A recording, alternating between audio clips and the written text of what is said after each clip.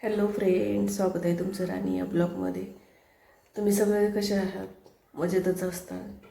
तर मी पण मजेत आहे. आणि मी तुम्हाला सांगितलं तुम्ही बाहेर जाणार आहे स्टोरला, तर मी आलेली आहे.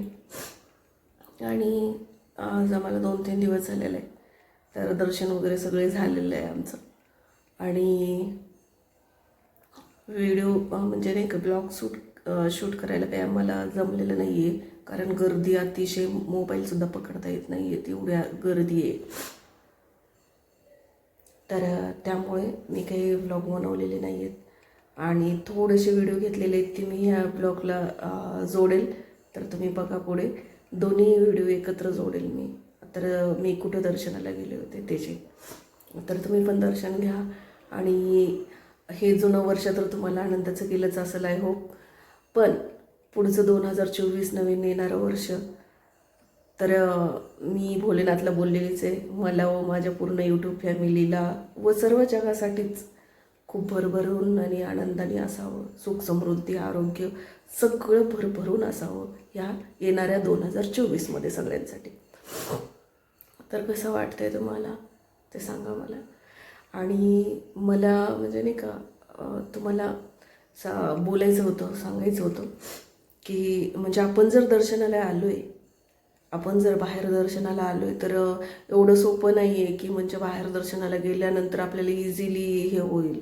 जे पैसे घेऊन दर्शन आहेत आणि प्लस तेही तरी पण लाईनमध्ये उभाच राहावं लागतं. आणि दर्शन जवळून नाही आहेत, लांबून दर्शन आहेत, दर्शनसुद्धा घेऊ देत नाही. तेवढे पैसे मोजतो आपण, 3-3 तास लाईनमध्ये उभा राहतो.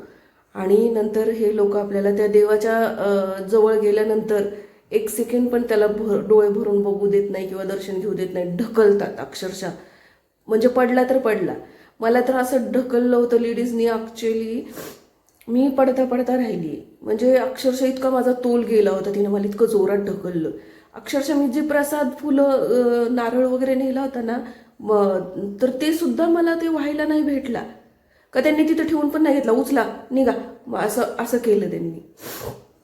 तर मला असं सांगायचं आहे की जर आपण एवढ्या प्रेमाने, एवढ्या ह्याच्यानी लांबून प्रवास एवढे करून, एवढे पैसे खर्च करून दर्शनाला येतो आणि आपण तिथे गेल्यानंतर साधं फूल पण देवाला वाहू शकत नाही, 2 मिनिट डोळे भरून बघू पण शकत नाही. तर देव हा प्रत्येक ह्याच्यात असतो, आपल्याला त्याच ठिकाणी जायचं आहे. हे खूप चुकीचं आहे. मला तर इतका अनुभव आला, त्यामुळे मी आता इथून पुढं ठरवलेलं आहे शक्यतो जायचं, म्हणजे जमल तसं जायचं. पण परंतु असं म्हणजे नाही का त्याच वेळेला जायला पाहिजे आणि आज काहीतरी स्पेशल त्यांचा डे आहे त्याच दिवशी जायचं आणि आपली हॅसण करून घ्यायची आणि देवाची पण करायची. त्यापेक्षा मी असं ठरवलेलं आहे की देव हा देवच आहे आणि तो सगळीकडं आहे, मानला तर तो सगळीकडं आहे. ते त्यांचे काही स्थायिक ठिकाणं असतात, ते तिथं जाऊन हे झालेले आहेत समजा.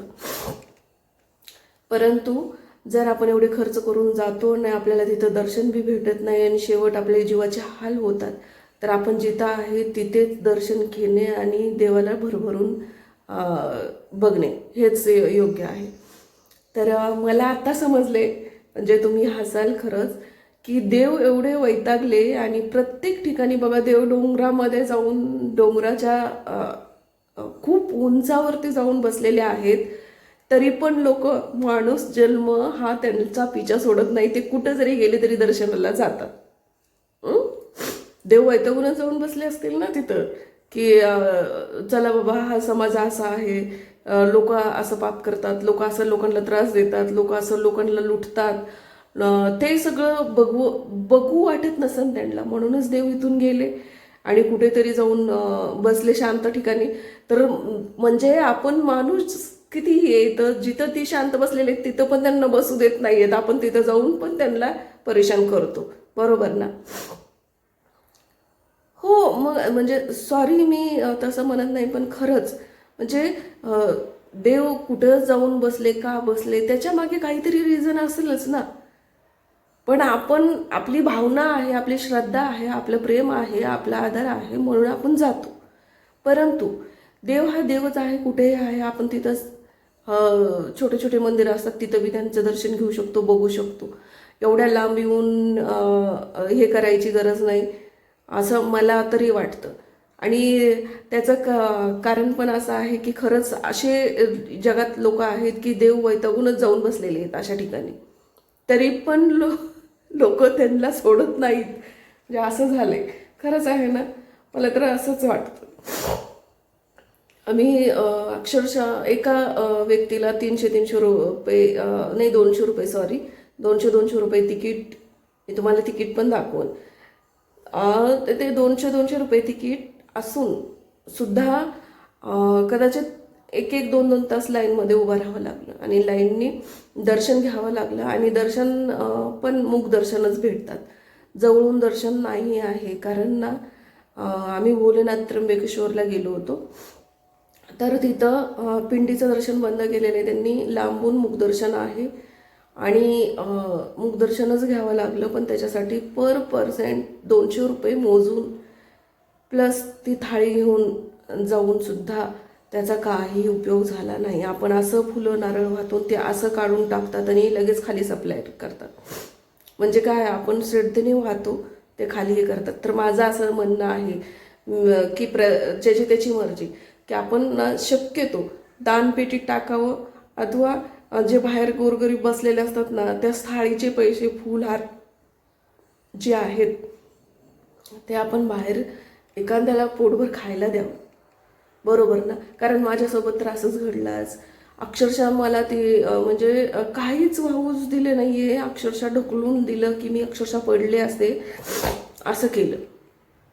आणि खूप चुकीचं आहे. देवस्थानच्या ठिकाणी एवढे भरभरून फीस घेतात किंवा एवढे भरभरून दक्षिणा घेतात, एवढ्या भरभरून लोकांना कडून पैसे घेतात ह्याच्यासाठी, दर्शन जवळून देण्यासाठी.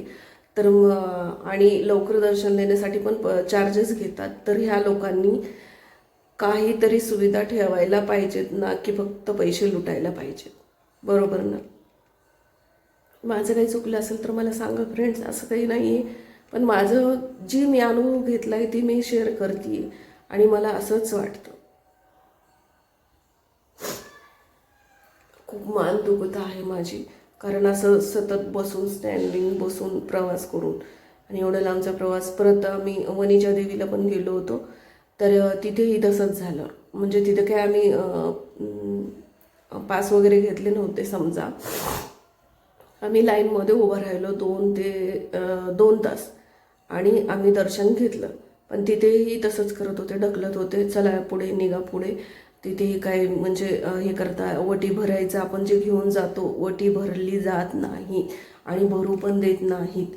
त्यामुळे ती ओटी घेऊन जाणं सुद्धा एक आपली मनाची भावना, श्रद्धा आहे म्हणूनच आहे, नाहीतर काहीच त्याचा उपयोग नाही आहे. ते असं सगळं घेतात आणि खाली पार्सल करतात.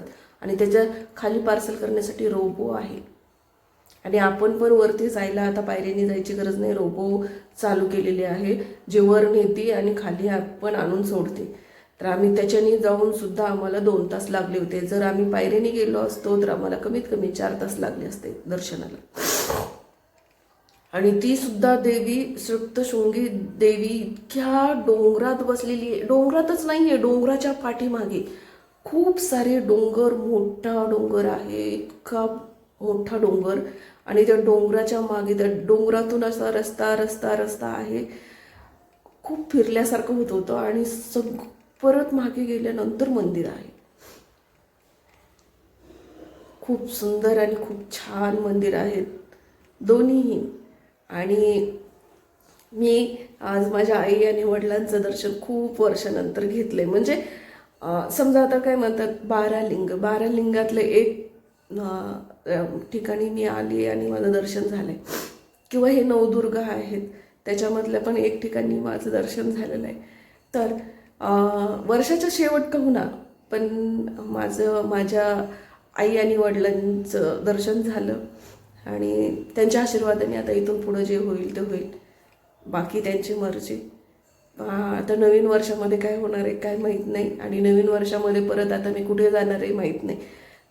म्हणजे मी ठरवलेलं आहे, ते सरप्राईज आहे. तर तुम्ही व्हिडिओ बघाल तर तुम्हाला समजेलच नंतर की मी पुढच्या वर्षामध्ये कुठे जाणार आहे. तर तुम्हाला कसा वाटला हा माझा छोटासा व्हिडिओ. आणि सॉरी ते बरं का, मी तुमच्यासाठी ब्लॉग बनवू नाही शकले तिथे, कारण असा कॅमेरा पकडताच येत नव्हता. खूप ढकलत होते लोक आणि खूप अति प्रमाणात गर्दी, आणि तिथे मोबाईल पण अलाउड नाही. कदाचित जे लोक जातात त्यांना माहिती असेल की मंदिराच्या आवारात कुठेही मोबाईल यूज करणं मनाई आहे. म्हणून मी एकदम छोटेसेच हे घेतलेले आहे. ते मी नक्कीच पुढे ह्या व्हिडिओला जोडणार आहे दोन्ही ठिकाणचे.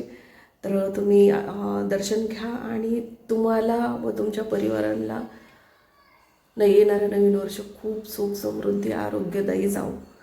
ॲडव्हान्समध्ये माझ्याकडून आणि माझ्या फॅमिलीकडून तुम्हाला शुभेच्छा. तर चला भेटूया पुढच्या ब्लॉगमध्ये. तोपर्यंत मस्त खा, स्वस्त राहा आणि आपली काळजी घ्या. तर पुढे व्हिडिओ जोडते ती बघायला विसरू नका. बाय.